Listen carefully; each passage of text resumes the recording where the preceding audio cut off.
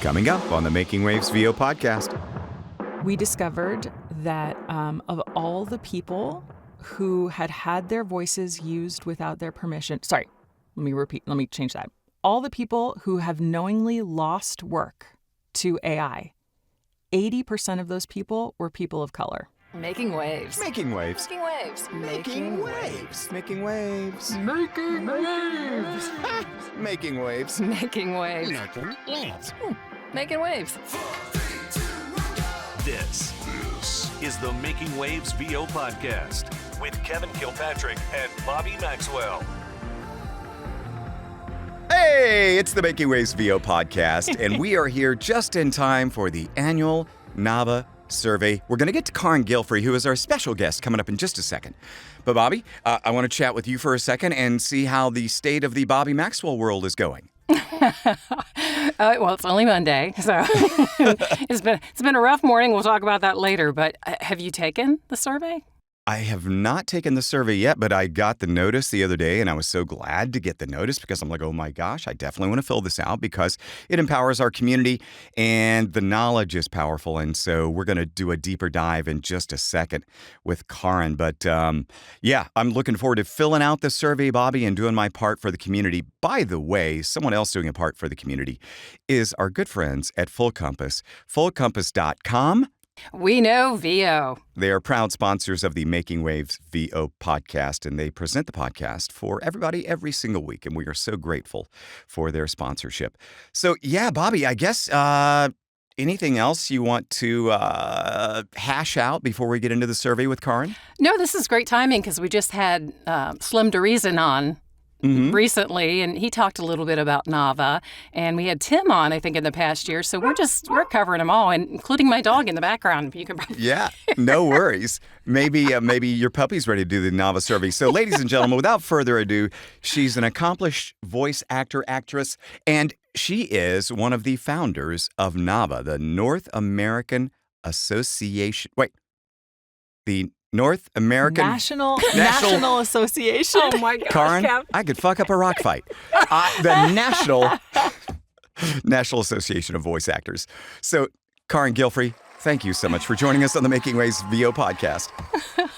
Thank you for having me. Yeah. I'm very happy to be here with you That was guys. a seamless intro, if I do say so myself. Very much so. Hey, you got to Very leave it much to a so. woman to get it right, you know? Exactly, 100%. So, Carin, it was so funny because Bobby and I were just chatting right before you came around on the podcast, and she was like, we're going to go to the website and go from there, and she's like, yeah, is it NAVA.org? And I'm like, it's NAVAVoices.org, and I do know that because I put in NAVA survey, just for fun, NAVA survey in the Google search, and Carin knows where this is going probably. The first thing that comes up is the North American Vexillological Association. Yes. Which is a bunch of flags. True. I guess it's true. And flag people. You know what's funny is we have actually at least 2 or 3 members who are members of NAVA and NAVA. What? That's so They mistakenly random. joined the other one. They just love flags. Oh my gosh. That's a passion. Grand old flags. The high flying flags. Yeah, Oh so my don't gosh. go to NAVA.org to take the survey. Go to NAVAVoices.org. And the survey is right there. Before we get into the Yes. survey, you guys have so much going on right now. We do. I mean, is it still okay for people to register for the VO Atlanta scholarships, or is that done? It's actually done. We finished the scholarship registrations on Friday, and we are going to announce the winners this next Friday. We're giving away 4 scholarships, and one of them, this scholarship was donated by Josija, and it includes hotel and airfare, Whoa. which is pretty awesome. So, yeah, it's going to be cool. I just looked at the applications last night, and we had 187 submissions. Oh my goodness. We have to choose 4 from 187, so it's going to be a long process. I hope you're not doing any audiobooks or anything right now, right? No. And you've also got the LA Fire Relief Fund too. Is that still in effect? Yeah, that's still in effect. Gosh, the LA area was just devastated. There were so many people who lost their who lost everything, really. But some people, they had equipment that was damaged. They lost their studio completely and need equipment. And we've been working with someone in Dallas who's been kind of facilitating if people want to donate equipment to those who have lost things in the fire. We're doing just a direct person-to-person equipment donation from NAVA too. So that's been going well, and we're really, really happy to be able to help, because you just feel helpless in situations like that, Right. Well, you were right there in LA, so you were seeing it firsthand. Yeah. Yeah. Luckily, the fires, we never had to, the fires were far enough away from me and my family that we weren't too worried. But the people who were in LA it was just awful. Hey everyone, David Toback, COO of the Global Voice Acting Academy, also creator of the GVA Rate Guide and a voice actor. And you're listening to the Making Waves VO podcast. Well, Carin, we love what y'all do at NAVA. Thanks, just a generic thanks for all of this stuff that you're doing. And I'm on the website right now, and if you go to navavoices.org and you look under resources, you'll get a little picture about what they do. Under resources, you'll see VG strike info, best practices, classes, contract templates. Think about that for a second. Because some of us been doing this a while, and we've, negotiated, navigated that world of contracts and stuff. What if you're just getting into this world and, hey, you've got a client that wants an agreement? What do I do? Go to NAVA. Look at that right there. Okay, so education and training, healthcare, mental health resources, pathways initiative, rates, vocal health, VO scams and red flags. We all need that knowledge and empowerment. Yeah. And then right below that is voiceover surveys. Carin, you want to dive into the voiceover surveys and how it all came about? Sure, I would love to. So the voiceover survey started before the pandemic. I personally, this is before NAVA was even formed. We were having Facebook discussions about various things in voiceover, and people kept throwing around this number like, 80% of the voiceover industry is non-union. And I thought, is there any data to back that up? Is there a way that people are definitively saying 80% of the voiceover industry is non-union? And as far as I knew, there was nothing. It was just all anecdotal. So I thought, would it be possible for me and some friends to put together a survey that people would take, and we would be able to kind of take the temperature of the industry and ask things like, do you have an agent? Do you have a home studio? How much did you earn last year? How much did you earn the year before? Did your voiceover income grow or shrink? Things like that. And so we did the first voiceover survey, and it went really, really well. It was incredibly insightful. We had close to 1,000 responses the first year that we did it. The second year, I did it again by myself. Wow. And then the Bless your heart. The third year, well, I had a team of people who was helping me. But we kind of just put things together, without the help of a foundation. But the last 2 years, the survey has been conducted by NAVA, which I think is a really, really important thing, because the NAVA Foundation is a nonprofit. It's really as unbiased as we can make it. And it helps us with so many things. It helps people, just when you're talking about voiceover in general, be able to say things like around 80% of the voiceover world is non-union. Or of all the people who are professional voice actors, only, I have to look at the results, but only a certain percentage of them are union members or do union work at all. And then last year and this year, we also added demographic information, which was really, really interesting to see, just the different racial and ethnic makeup of people who do voiceover, people who do voiceover in different languages. We recently joined forces with the Disabled Voice Actors Database. And so being able to see how many people who are voice actors have a disability and how many of those people say that their disability affects their voiceover work was also extremely interesting too. And then also last year we added an AI section for the first time.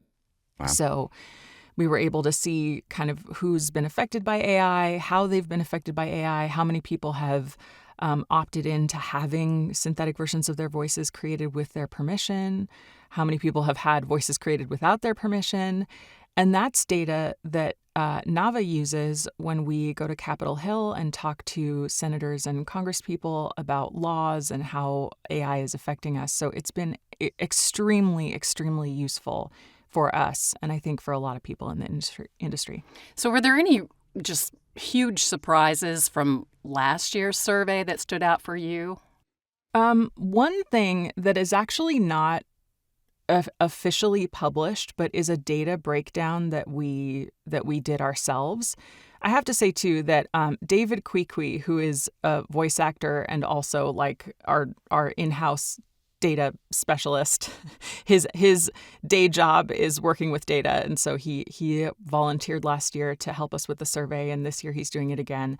And it's so wonderful to have a person who's knowledgeable about this beyond just me, who's just interested in data, but to have him on the team and to really do very good breakdowns of things. But we discovered that of all the people who had their voices used without their permission, let me change that. All the people who have knowingly lost work to AI, 80% of those people were people of color. Oh my gosh. Interesting. So it disproportionately affects people of color.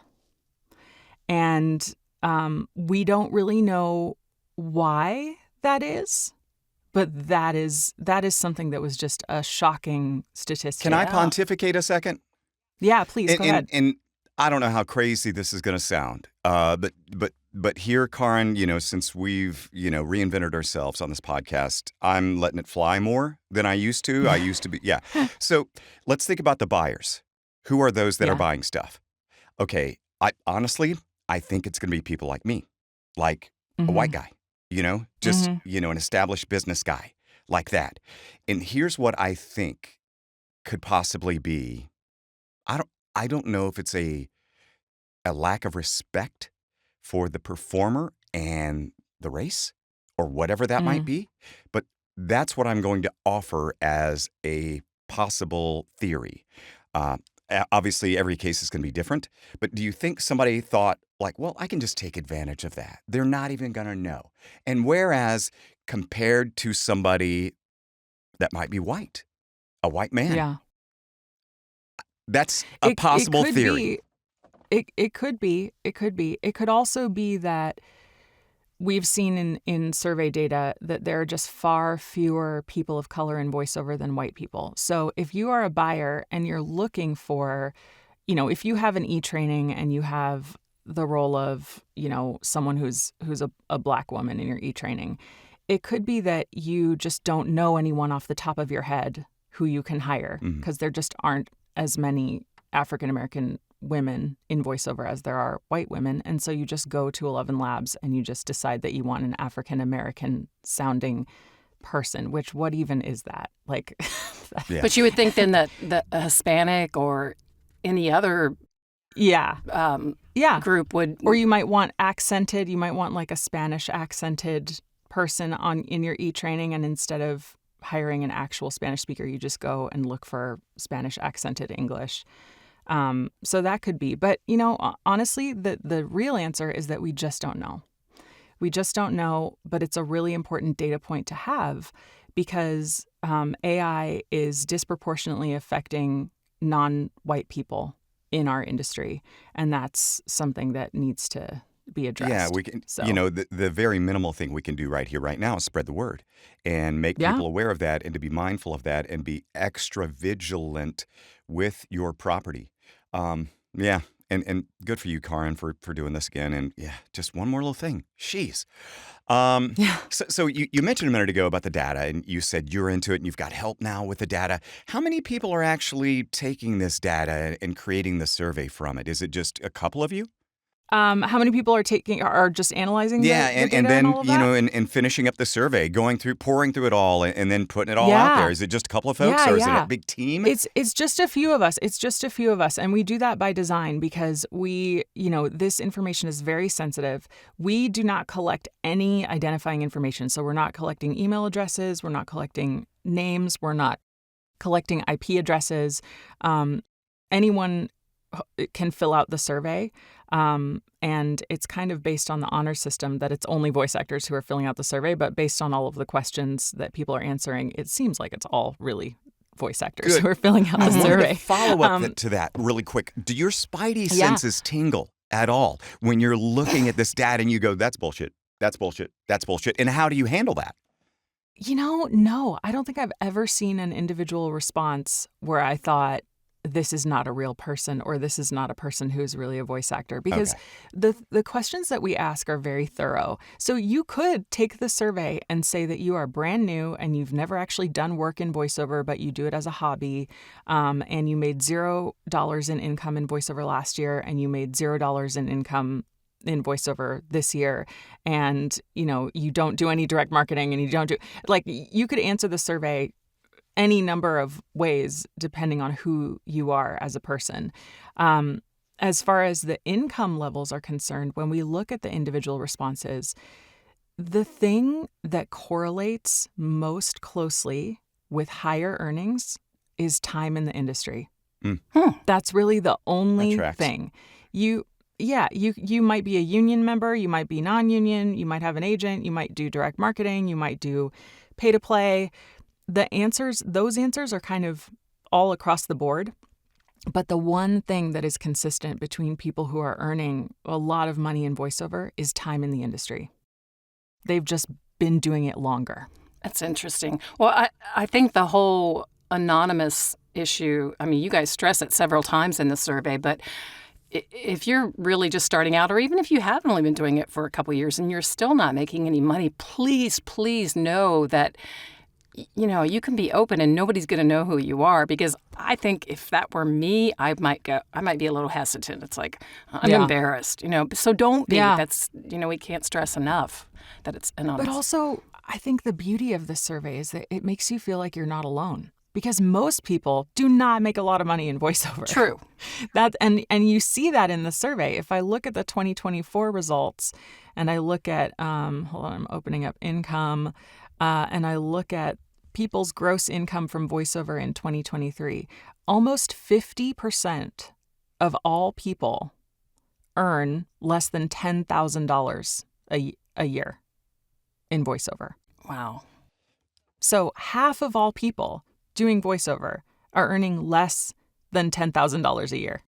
It's funny, Carin. I had somebody, and of course, we all, you, Carin, Bobby, I'm sure Lacey's probably already been approached. People said my voice is unique. It's cool. How do I get? How do I get? So, once a week or so, I'm getting asked, how do I get into voiceover? And I had an old radio friend reach out to me. When was this? I don't know. It was a few months ago. And I had posted something about my voiceover job online, and of course I get the direct messages. Kevin, oh my gosh, I've been meaning to get with you. How did you?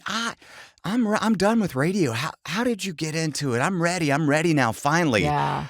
I'm like, oh my gosh. So what I did was, I'm like, I want I want people to get a real, hard look at what it's like. So I've created a blog that I wrote a few years ago, and training, acting, setting up. And I say it's commensurate with getting a college degree in both terms of training and preparation work and expenses to get into it in a way.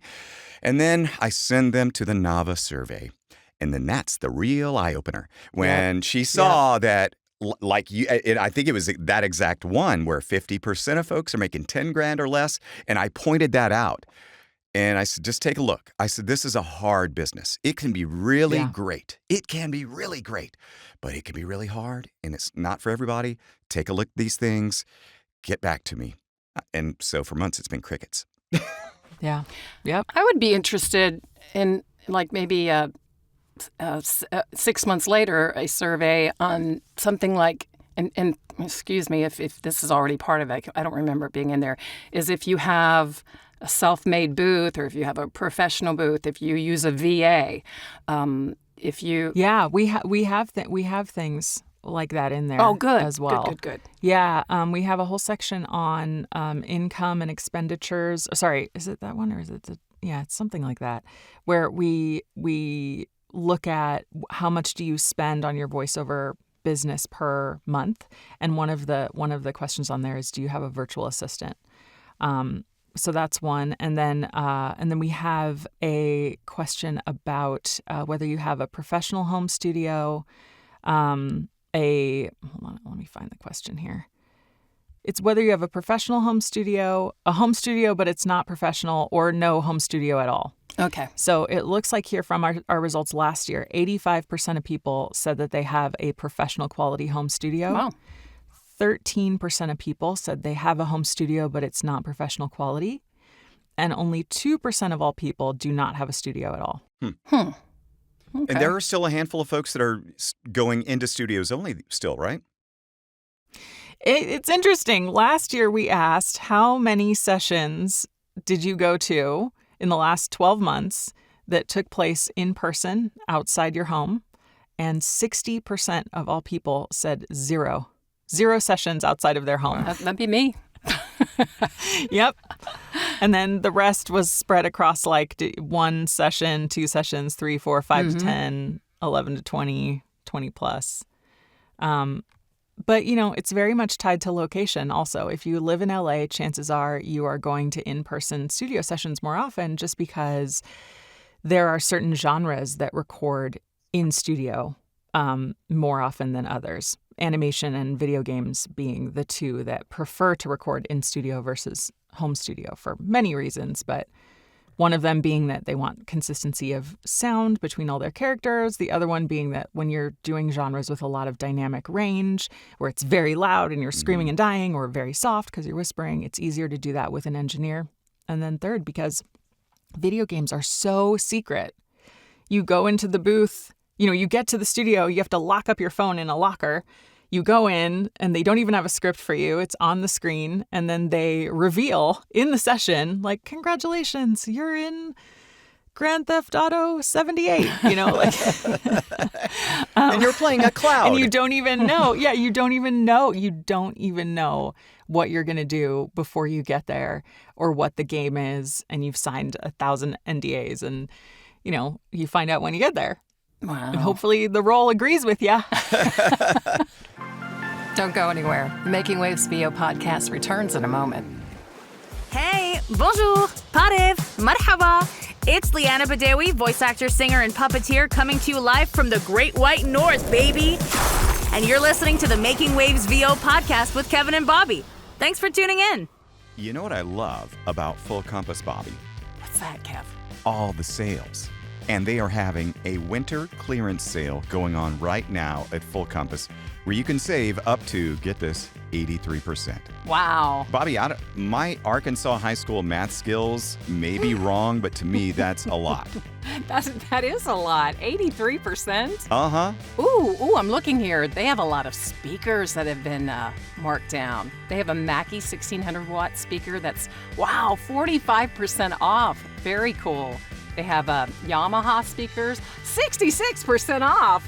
Nice. So what we do in our world, we need gear, right? We need it all the time. Sometimes we want to upgrade. Maybe you want a new interface. Well, check this out. You can get a new interface on sale right now, a Universal Audio Volt 476 for 35% off. Wow. 35% off. Now that thing lists at $459, and so now it's $299 for a limited time. That is a great deal. There's other interfaces on sale, but all kinds of gear for everything you might need in your studio. And don't forget that Full Compass always has the low price guarantee, and they have a free 2-year service and repair plan. Plus, they can do free shipping on orders over $49. This is an amazing sale. If you have questions about your purchase and you want that knowledge, that feeling of knowing that you've got the right thing for your needs, call and talk to one of the friendly professionals there at Full Compass at 800-356-5844. Exceptional service since 1977 at Full Compass.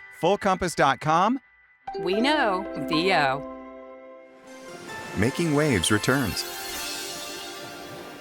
So when do you expect the results to be back from this survey? We are hoping to publish the full results before VO Atlanta this year. So before March 20th, we would like to get it. So you're giving yourself about a month to get it processed, basically. Yes. Because the due date, the absolute final deadline is? I think it's February 21st. That's what we got too. So I was just making sure from the official February person. 21st. Yes. Very good. February 21st. What is NAVA doing at VO Atlanta this year? We are doing a bunch of stuff. VO Atlanta has been so kind to give us sponsorships every year because the team over there said, it's just important to us that you're here. So we want you to be a sponsor. And we know you're a nonprofit. And so just don't worry about it. You're a sponsor. And we are so grateful for that. And they do the same for SAG-AFTRA as well. So I'm teaching a bunch of classes. Tim and Matthew are teaching some classes. We have panels that we're on.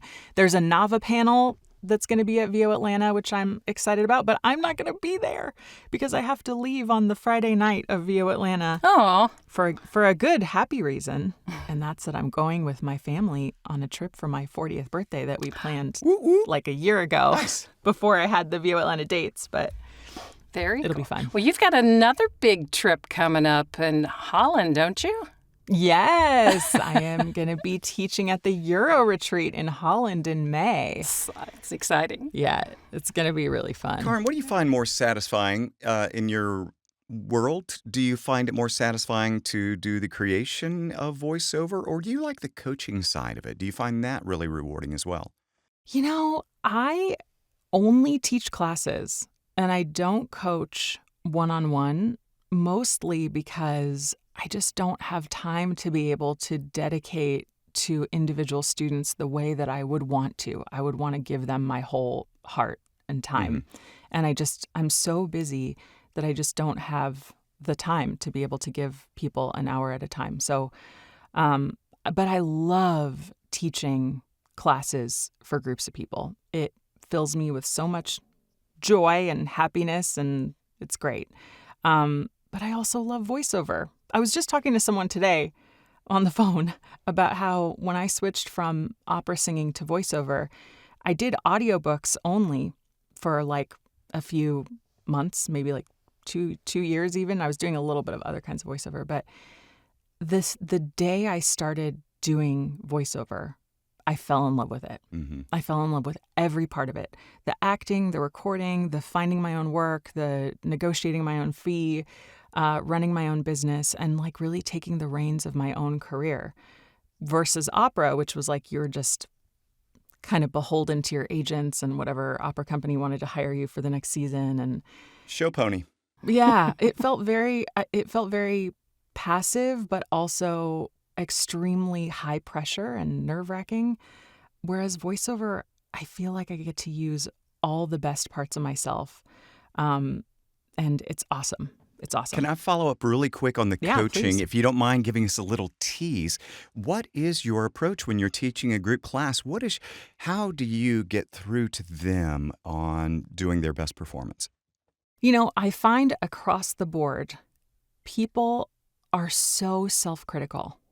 Mm-hmm. And I was very self-critical as well. And so my main theme for everything that I teach is to trust yourself, is to trust your own instincts and to do things the way that you would do them, because you are the only unique person of you that exists in the world. You're the only one with your own experiences, and whatever you bring to the copy is what you're going to bring to the copy. And if they don't like it, then they're looking for something else. But it's a lot easier to bring yourself to something than to try to become something else in order to fit what they want.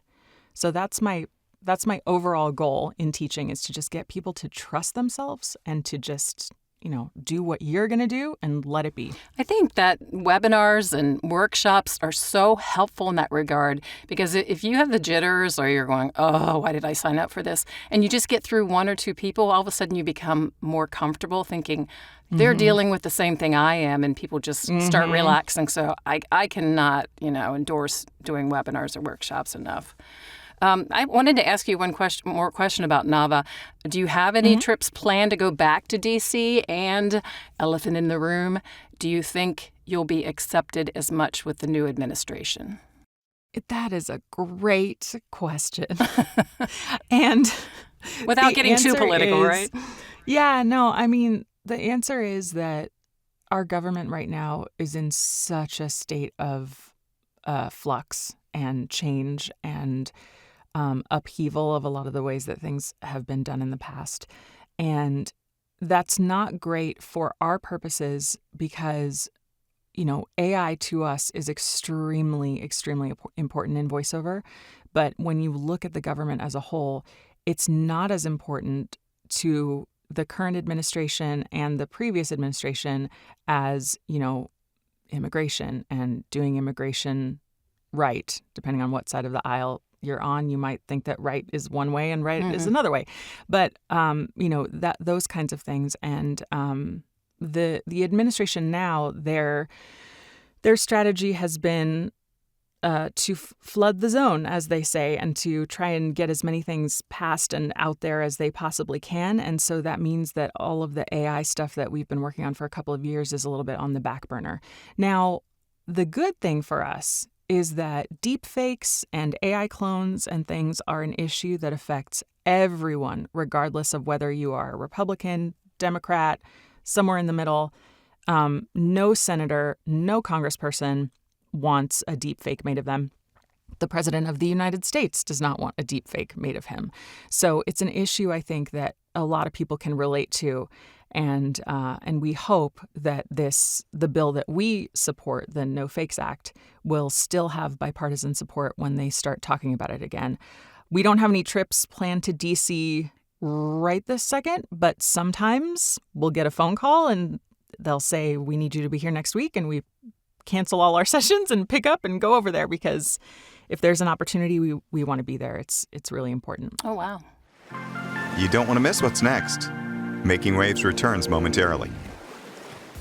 This is Heather Bell, voice actor, and I can tell you you've made an awesome choice listening to the Making Waves VO podcast with Kevin Kilpatrick and Bobby Maxwell. I know you're gonna enjoy it. Full Compass is your one-stop destination for cutting-edge audio, video, and lighting solutions. With nearly 50 years of industry expertise, we offer a vast selection of high-quality equipment, from microphones, recording interfaces, and software, to audio accessories, monitors, headphones, and other pieces to help you find your ideal sound. Our trained product experts are here to help every step of the way with unmatched customer service. You'll also get free same-day shipping, flexible financing options, and a low price guarantee. Visit us online at fullcompass.com or call 800-356-5844 today. Now back to the podcast. We're talking with National Association of Voice Actors co-founder and vice president Carin Gilfry. And Carin, I want to go back to something when we opened up the show today. Kev here, this guy right here, totally butchered your intro. And here's the reason why. If I'm going to give an excuse, I'm going to give it right now. So Sure. We live in this day and age, and I actually want Lacey to open up her mic, and I want Bobby to chime in too, but I want you all to have your own hardcore opinion, please. I'm going to start with Carin since she's our guest. Carin, the reason why I screwed up that intro, it's my excuse. I started calling you a voice actor. Now, I heard several years ago that we're doing away with actress, that we're going to call each one an actor because there is no difference, there's no bias between gender, okay? And so I have just been calling voice actors, no matter the gender. Now, I've heard women say, I'm a voice actress. And then I'm like, I've heard other women say, I'm a voice actor. It's driving me nuts. Carin, what do you prefer to be called? Oh, gosh. I mean, I think you can call me anything you want, really. Just call me. I like actor. Is it offensive to call you a voice actor, though? No, I don't think so. Okay. I think actor is just the neutral term. And I think, the thing about being a voice actress is, a lot of voice actresses play boys. So, Okay. I think actor is great and fine. We're voice actors. To give you an idea of all my us. psyche, this is the kind of stuff that keeps me up at Oh, night. my God. Okay? Because you don't want to do it wrong. I That's totally it. get it. Okay, I so totally get it. Bobby, what's your opinion? I usually say voice actor. Sometimes I think on my website it says female voice actor because it's Bobby, and I don't want anybody to be confused, but voice actor. Lacey, what do you think about that between the actor and actress? I don't have a strong opinion. I'm in the field with Carin as well. You can call me whatever you want as long as what Bobby said you call me, you know. Okay. I've also heard people say voice talent, Yeah. Right. instead of voice actor. Or voiceover artist. Yep, exactly. Even more gender neutral, but I personally don't have a preference. Okay. All right. So I can feel good Go and get feel some sleep, confident and Kev. just calling everybody in all of the land a voice actor. Yes. I'm just going to do it. Yeah. Okay. All right. So that's my excuse for butchering your intro. Isn't it interesting though that if you can call everyone a voice actor, but if I were to call you a voice actress, you would not be happy about that. I mean, I personally wouldn't care because sometimes on a Saturday night, Carin, I get loose. You know? I can only imagine. More power to you. So you're going to cram in a couple of days of activity at VoiceOver Atlanta. Where do you be cramming in at VO Atlanta? Oh, I'm teaching a class on work-life balance, which I am How so apropos. excited. I am so excited about it. It's something that I've been thinking about for like 3 years. And the class is called How to Have It All, a corny title about work-life optimization. How old are your love it. girls? And they're 5 and 7. Oh my gosh. Yeah. Can't imagine. I'm so excited because I do a lot of different things, and I feel like there are tips and tricks that I hope people will resonate with that work really well for me, that basically make it so that I feel like sometimes I have a Hermione Granger time turner and I get to like have then 10,000 things that I do in a day and pick up my kids from school and make them dinner and all that stuff. And so I'm really excited to teach that class. I'm also teaching a class on politicals. This past year, I did a ton of political work, and I loved it. And I think it is a genre that people are really afraid of. But if you do it in a way that feels good for your heart, it can be some of the most rewarding work that you do in voiceover. And politicals, to me, have been some of the most impactful and awesome and wonderful things that I've ever done. So Amen. You're speaking to excited Bobby about that. there. She's a big political gal too. Yeah. So y'all can hash all that out in Atlanta, hopefully. Well, Carin, thank you so much for being on. Bobby, did you have anything else, or should we go straight to the promoting of NAVA? Yeah. Give us the date one more time, when the survey needs to be in. Yes. You can take the 2025 State of Voiceover Survey by visiting navavoices.org/VO-survey-25, or you just find it on the website once you get there. Under resources. And under resources, and the last day to submit is February 21st. Takes about maximum 10 minutes to fill it out, looks like, and it's very important to do this because all the data is used to empower our industry. We get knowledge from it, we learn from it, we grow from it, we use it to strengthen our position in negotiations. We use it to strengthen our performances, all kinds of things. Consider a donation to NAVA as well, y'all. They're doing so much. You heard Carin talk about it at the opening of the podcast, what they've done for the LA wildfires, but they've got a donate button right there on the main page. And just what they do for the industry is worth it to all of us. So please consider making a donation to NAVA. And they also have, once you do join, the really, really cheap webinars and workshops that are offered every once in a while. And I tell you what, they've been fantastic. So thanks for doing that. Yeah. Tracy Lindley is our new director of education. I mean, new. She's been doing it about a year now, and she's amazing at programming. All members get one free class per month. And then even if you're not a member, you can join our community classes, which are all pay what you can. Mm-hmm. Carin, if anybody had any interest in booking opportunities with you, how could they reach you? Oh, gosh. Don't reach me. Just kidding. She doesn't need the work. My website is caringilfry.com, and you can find me on social media at Carin Gilfry, Carin, literally like car in the garage. And and yeah, you can check out NAVA on social media too, at NAVA Voices everywhere. Well, go sit on the couch and have some bonbons because I know that you're just, not working at all these days. It's good. Life is good. It's I good know. to be busy, and I love it. And even when I'm not busy, I make jobs for myself. Don't we all, right? Yeah, Where you're yeah. just like, what can I do today that's going to take 17 hours that I've been putting off? It's been a pleasure. Thanks again. Thank you. Thanks so much for having me. Absolutely. See you in Atlanta. See you in Atlanta. Good stuff with Carin. Always good to catch up with her, Bobby. It is. And you have 1 week to get your survey done, bud. Yeah, I thought you were going to say you've got 1 week to get your intros down, Pat, Kevin. Quit butchering the intros for our esteemed guests. I'm going to go to it now. It's flags? Really? Flags? Yeah, it is the Vexillological Association. Bobby, don't you know your flag jargon? No. I thought you were an OG Vexillological Association member. Not me. It's a grand old flag. It's a high-flying flag. My The Making God. Waves VO podcast proudly present. I don't know if they're going to say proudly this week, Bobby, but It is proudly presented, I'm going to say, by Full Compass, fullcompass.com. We know VO. Not so much flags, but definitely VO. The Making Waves VO podcast is produced by K2 Media Productions with hosts Kevin Gilpatrick and Bobby Maxwell. Sound design and editing by Jason Traver. Production assistance by Lacey Deline. Publicity and social media by Shannon Scott and Silas Phillips. Be sure to subscribe to the Making Waves VO podcast on your favorite platform. For all episodes, merchandise, gear, and more, visit makingwavesvo.com. Until next time, I'm AJ McKay. Keep making waves.